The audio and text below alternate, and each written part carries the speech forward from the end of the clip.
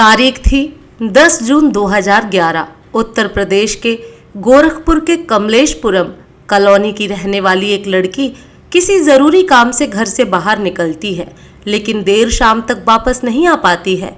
घर वाले परेशान होकर पुलिस में शिकायत दर्ज करवाते हैं। एक जवान लड़की के गायब होने की खबर से शहर भर में हंगामा हो जाता है। पुलिस तेजी से काम करते हुए उस लड़की को ढूंढने निकलती है। लड़की मिलती है मगर मुर्दा। लड़की का शव परिवार वालों को सौंप दिया जाता है और उसका अंतिम संस्कार भी कर दिया जाता है। अब सबसे बड़ा सवाल था कि इस लड़की की हत्या किसने की है। पुलिस इसी सवाल का जवाब तलाशने के लिए दिन रात एक कर देती है। पुलिस की मेहनत रंग लाती है और फाइनली पुलिस को जवाब भी मिल जाता है। जवाब हिला देने वाला था। दुनिया की नज़र में जिसकी हत्या हुई थी, असल में वही मर्डरर भी थी। ऐसा कैसे पॉसिबल है कि जिसका कत्ल हुआ वही इस केस की कातिल भी हो। हम आपको जिस सच्ची घटना की पूरी कहानी बताने जा रहे हैं उसमें सच में ऐसा ही हुआ था। शायद आपको अभी बातें समझ में नहीं आ रही होंगी, मगर जब आप इस वीडियो को आखिरी तक देखेंगे और हिला देने वाली कहानी की पूरी सच्चाई जानेंगे तो आपके होश उड़ जाएंगे। पूरी कहानी कल्पना से परे है और इस पूरी कहानी को अंजाम देने के पीछे की वजह और भी भयावह है। तो आखिर क्या है रहस्यों से भरी इस कहानी की पूरी सच्चाई? चलिए जानते हैं सब कुछ वीडियो में आगे। तो चलिए अब कहानी शुरू करते हैं। इस पूरी कहानी की सबसे अहम किरदार है शिखा दुबे। शिखा दुबे उत्तर प्रदेश के गोरखपुर के कमलेशपुरम इलाके में अपने परिवार वालों के साथ रहा करती थी। 2011 में शिखा दुबे की उम्र 23 साल थी और वो इस समय दीनदयाल उपाध्याय यूनिवर्सिटी से पोस्ट ग्रेजुएशन की पढ़ाई कर रही थी। शिखा देखने में बेहद ही मासूम और शरीफ थी। शिखा 10 जून 2011 को कुछ ज़रूरी काम के लिए घर से बाहर निकलती हैं। शिखा घर वालों को कहकर जाती हैं कि थोड़ी देर में वापस आ जाऊंगी, मगर काफ़ी देर हो जाती है मगर वो वापस नहीं लौटती है। जैसे जैसे शाम ढलती है परिवार वालों की चिंताएं भी बढ़ने लगती हैं। ज़्यादा अंधेरा हो जाने पर परिवार वाले अपने स्तर से शिखा दुबे की खोजबीन शुरू कर देते हैं। दोस्तों और रिश्तेदारों तक को फ़ोन किया जाता है मगर शिखा की जानकारी कहीं से नहीं मिलती है। जब शिखा का कहीं भी अता पता नहीं चलता है तो थक हार कर शिखा दुबे के पिता राम प्रकाश दुबे गोरखपुर के एक स्थानीय पुलिस स्टेशन में जाकर बेटी के गायब होने की शिकायत दर्ज करवाते हैं। मामला दर्ज करने के बाद पुलिस वाले राम प्रकाश दुबे से पूछते हैं, क्या आपको किसी पर शक है? जवाब में वो दीपू यादव का नाम लेते हैं। दीपू यादव ही इस कहानी का दूसरा सबसे अहम किरदार है। राम प्रकाश दुबे के मुताबिक दीपू यादव उन्हीं के पड़ोस में रहता है। पुलिस को दिए बयान में राम प्रकाश दुबे बताते हैं कि दीपू यादव अक्सर उनकी बेटी शिखा दुबे को परेशान किया करता था, इसलिए उन्हें शक है कि हो न हो दीपू यादव ने ही उनकी बेटी को कहीं गायब किया है या फिर उसकी हत्या कर दी है। शक जताए जाने के बाद पुलिस तुरंत एक्टिव होती है और भागते हुए दीपू यादव के घर आ जाती है। यहाँ आकर पता चलता है कि दीपू यादव खुद ही लापता है। अब पुलिस वालों का शक यकीन में बदल जाता है और वो दीपू यादव को ढूंढने में लग जाते हैं। इधर पुलिस शिखा दुबे की भी तलाश में लगी रहती है। इसी खोजबीन के दौरान पुलिस वालों को सरयू कैनाल कॉलोनी के पास के जंगल में एक लाश मिलती है। यह लाश एक लड़की की थी। लाश का चेहरा बहुत ही भयानक तरीके से बिगाड़ दिया गया था। चेहरे से पहचान पाना मुश्किल था। एक लड़की की लाश मिलते ही पुलिस वाले तुरंत राम प्रकाश दुबे के परिवार वालों को बुलाते हैं और उनसे पहचान करने के लिए कहते हैं कि कहीं ये शव गायब हुई बेटी शिखा दुबे का तो नहीं है। खबर मिलते ही शिखा दुबे के परिवार वाले लाश की पहचान करने के लिए आ जाते हैं, जो कि चेहरा पूरी तरीके से बिगाड़ दिया गया था, इसलिए चेहरे से तो पहचानना असंभव था। लेकिन शरीर पर पहना हुआ कपड़ा, शव के आसपास बिखरे हुए सामान, पैरों में पहनी गई चप्पल, गले में मौजूद काला धागा तथा लड़की की कदकाठी चीख चीख कर इस बात की गवाही दे रही थी कि इस सामने मरी पड़ी हुई लड़की और कोई नहीं बल्कि शिखा दुबे है। परिवार वाले भी आखिरकार उस शव की पहचान अपनी बेटी शिखा दुबे के तौर पर करते हैं, क्योंकि भले ही चेहरा पहचान में नहीं आ रहा था मगर शरीर पर जो कपड़े थे वही कपड़े पहनकर अंतिम बार शिखा दुबे अपने घर से निकली थी। इसके अलावा जो चप्पल, दूसरे सामान तथा गले में काला धागा मिला था वो सभी शिखा दुबे का ही था। पहचान होने के बाद शव को पोस्टमार्टम के लिए भेज दिया जाता है। पोस्टमार्टम में खुलासा होता है कि गला दबाकर हत्या करने के बाद लड़की के चेहरे को धारदार हथियार से काटा गया है और भारी चीज से हमला करके चेहरे को बर्बाद भी किया गया है। इसके अलावा पोस्टमार्टम में सेक्सुअल हरासमेंट की भी पुष्टि होती है। शरीर को कई जगह सिगरेट से जलाया भी गया था, मतलब लड़की के साथ हैवानियत की सारी हदों को पार किया गया था। इस दरिंदगी की खबर बाहर आते ही लोगों का गुस्सा भड़क जाता है और लोग जल्द से जल्द आरोपी की गिरफ्तार की मांग करते हैं। इधर पोस्टमार्टम के बाद सभी जरूरी फॉर्मेलिटी पूरी करने के बाद लड़की का शव परिवार वालों को सौंप दिया जाता है, जो विधिवत तरीके से उसका अंतिम संस्कार भी करते हैं। इस घटना ने बड़े स्तर पर अखबारों की सुर्खियां बटोरी थीं और लोगों में बड़ा गुस्सा था। इसलिए पुलिस वाले भी तत्परता दिखाते हुए जल्द से जल्द हत्यारों की तलाश में लग जाती है, क्योंकि शिखा दुबे के पिता ने दीपू यादव नाम के लड़के पर शिखा दुबे की हत्या का शक जताया था। इसलिए पुलिस दीपू यादव को ही प्राइम सस्पेक्ट मानते हुए हाथ पैर मारना शुरू कर देती है और दीपू यादव से जुड़े दर्जनों लोगों को उठाया जाता है। यहाँ तक कि दीपू यादव से जुड़े 50 से ज्यादा दोस्त से पूछताछ होती है, मगर कहीं से भी दीपू यादव का अता पता नहीं चलता है। काफी मेहनत के बाद दीपू यादव का एक करीबी दोस्त पुलिस के हाथ लगता है, जो पूछताछ में खुलासा करता है कि दीपू यादव अक्सर सोनभद्र आया जाया करता था और पिछले कुछ दिनों में उसने सोनभद्र का जिक्र भी कई बार किया था। अब गोरखपुर पुलिस सीधे सोनभद्र का रुख करती है और दीपू यादव की तलाश में सोनभद्र शहर का कोना कोना छान मारती है। तलाश कई घंटों तक होती रहती है, मगर कहीं भी दीपू यादव का पता नहीं चलता है। फिर भी पुलिस वाले हिम्मत नहीं हारते हैं और अपनी तलाश जारी रखते हैं। इसी तलाश के क्रम में वो एक ऐसे घर के पास पहुंचते हैं जो अंदर से बंद था। पुलिस वाले आकर दरवाजे पर दस्तक देते हैं। कई बार नॉक करने के बाद एक लड़की आकर दरवाजा खोलती है। दरवाजा खोलने वाली लड़की को देखकर पुलिस वालों के पैरों तले जमीन खिसक जाती है। दरवाजा किसी और ने नहीं बल्कि उसी शिखा दुबे नाम की लड़की ने खोला था। वही शिखा जिसका अंतिम संस्कार परिवार वालों ने बस अभी अभी किया था। जिस शिखा दुबे के कातिल को पुलिस तलाश कर रही थी, वही शिखा दुबे अब पुलिस के सामने खड़ी थी। आपके मन में एक सवाल आ रहा होगा कि आखिर पुलिस वालों ने शिखा दुबे को कैसे पहचाना। तो आपकी जानकारी के लिए बता दें कि जब शिखा दुबे के पिता ने बेटी की मिसिंग रिपोर्ट दर्ज करवाई थी, तो उन्होंने शिखा दुबे की कुछ तस्वीरें भी पुलिस वालों को दी थी। शिखा दुबे को जिंदा देखकर हैरान होते हुए पुलिस वाले मामला समझने की कोशिश करते हैं और तुरंत घर के अंदर दाखिल होते हैं। घर के अंदर का नजारा और भी हैरान करने वाला था। कमरे में पुलिस वालों को कोई और नहीं बल्कि इस केस का प्राइम सस्पेक्ट दीपू यादव दिखता है।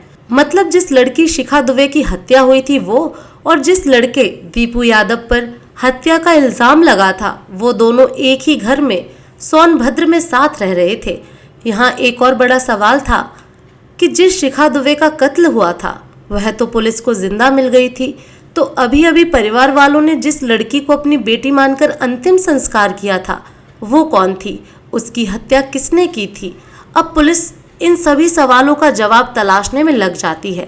इन सभी सवालों का सटीक जवाब कोई दे सकता था तो वह शिखा दुबे और दीपू यादव ही थे। इसलिए पुलिस वाले इन दोनों को सोनभद्र से गिरफ्तार करते हुए गोरखपुर लेकर आते हैं और यहाँ इन लोगों से पूछताछ का सिलसिला शुरू होता है। अब इस पूछताछ में हिला देने वाला खुलासा होता है। शिखा दुबे पूछताछ में खुलासा करती है कि दीपू यादव भी उसी के कॉलेज में पढ़ाई करता था और उसके घर के आसपास ही रहता था। कॉलेज में इन दोनों की मुलाकात होती है और देखते ही देखते शिखा दुबे तथा दीपू यादव एक दूसरे को पसंद करने लगते हैं। दोनों एक दूसरे के साथ जीने मरने की कस्में खाने लगते हैं। दुनिया की नज़रों से बचकर दोनों एक दूसरे से मिलने भी लगते हैं। मगर इस प्यार की खबर आखिरकार शिखा दुबे के परिवार वालों को लग जाती है और वह शिखा दुबे पर कई तरह की पाबंदियां लगा देते हैं। इस कारण दीपू यादव और शिखा दुबे का मिलना जुलना बंद हो जाता है। कुछ दिनों तक तो सब कुछ सामान्य रहता है, मगर मौका मिलते ही फिर से शिखा और दीपू मिलने जुलने लगते हैं और मौका मिलते ही गोरखपुर के ही एक मंदिर में जाकर 18 अप्रैल 2011 को चुपचाप शादी कर लेते हैं। शादी करने के बाद दोनों इस बात की भनक किसी को नहीं लगने देते हैं और अपने अपने घर पर रहने लगते हैं। अब दीपू यादव शिखा को अपने साथ रखने के प्लान पर काम करने लगता है। इन दोनों को अच्छे से पता था कि अगर परिवार वालों को भी बता दिया कि हमने शादी कर ली है तब भी परिवार वाले नहीं मानेंगे, इसलिए अब दोनों दूसरे विकल्प की तलाश में लग जाते हैं ताकि साथ रह सकें। दीपू यादव अपनी इस परेशानी का जिक्र अपने एक दोस्त से करता है। का ट्रांसपोर्ट का बिजनेस था और वह ट्रक भी चलाया करता था। दीपू यादव की सारी बातें सुनने के बाद सुग्रीव इन दोनों को बताता है कि मैं एक ऐसी लड़की को जानता हूँ जो देखने में काफ़ी हद तक शिखा दुबे की तरह ही है। उसकी कद काठी और लंबाई भी पूरी तरह शिखा दुबे की है। अगर हम उसकी हत्या कर दें और हत्या करने के बाद उसे शिखा दुबे का कपड़ा पहना दें और उसका चेहरा बिगाड़ दें तो लोग शिखा दुबे को मरा हुआ समझ लेंगे और फिर तुम दोनों किसी दूसरे शहर में जाकर बड़े आराम से रह सकते हो। दीपू यादव और शिखा दुबे को सुग्रीव का यह आइडिया काफ़ी पसंद आया और दोनों इस प्लानिंग को हकीकत में बदलने के मिशन पर लग जाते हैं। प्लान के बाद अब सुग्रीव शिखा दुबे की तरह दिखने वाली पूजा कुमारी नाम की लड़की से कांटेक्ट करता है और उससे कहता है कि तुम्हारे लिए एक नौकरी मेरे पास है, अगर तुम चाहो तो मुझसे आकर मिल सकती हो। पहले महीने का पगार भी तुम्हें एडवांस में दिया जाएगा। पूजा कुमारी की उम्र भी यही कोई 25-26 साल थी। उसकी एक 3 साल की बेटी भी थी क्योंकि पूजा कुमारी की आर्थिक स्थिति अच्छी नहीं थी और वो काम की तलाश में भी थी। इसलिए जब सामने से ऑफर आता है तो पूजा कुमारी मना नहीं कर पाती है और वो काम से मिलने के लिए तैयार हो जाती है। सुग्रीव तुरंत इस बात की जानकारी दीपू और शिखा को देता है और तय किया जाता है कि 10 जून को प्लानिंग को हकीकत में बदला जाएगा। प्लान के तहत सुग्रीव अपना ट्रक लेकर सोनभद्र से गोरखपुर के लिए निकल जाता है ताकि वो पूजा को अपने साथ ला सके। इधर तय समय के मुताबिक शिखा दुबे भी अपने घर से निकलकर दीपू यादव से मिलती है और बाजार जाकर कुछ नए कपड़े खरीदती है। इधर सुग्रीव पूजा को लेकर वापस आने लगता है।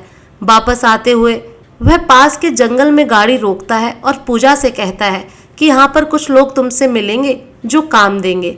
इसी के बाद बहाने से गाड़ी रोककर ये सभी पूजा को गाड़ी से उतारते हैं और जंगल में ले जाते हैं। यहाँ पर दीपू और शिखा भी आ जाते हैं। यहाँ आकर बड़ी बेरहमी से सुग्रीव और दीपू गला दबाकर पूजा की हत्या कर देते हैं।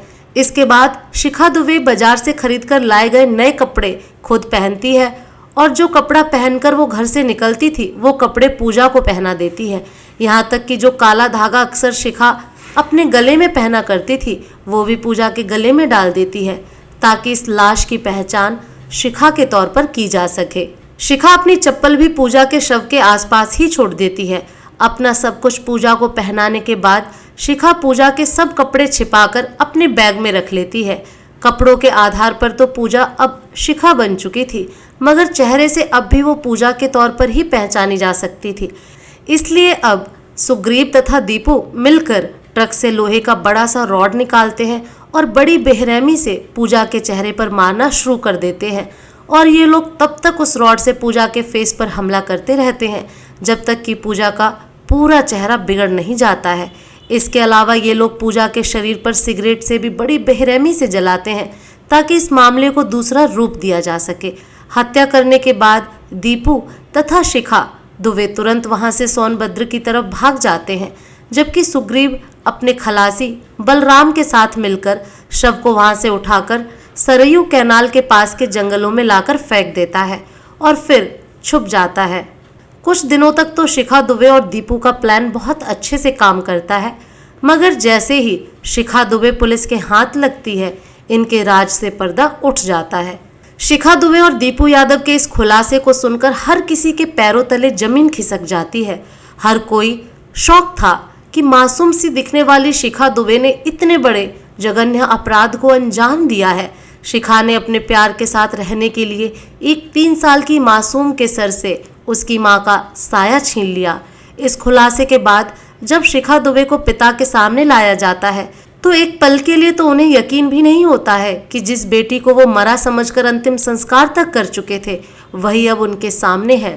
पिता बेटी का गाल छूकर यकीन करने की कोशिश करते हैं कि वो जिंदा है। वो थोड़े भावुक भी होते हैं, मगर थोड़ी देर बाद अपनी भावनाओं पर नियंत्रण रखते हुए कहते हैं, इसने जघन्य अपराध को अंजाम दिया है, इसे जिंदा रहने का कोई हक नहीं है। यह मेरे लिए मर चुकी है।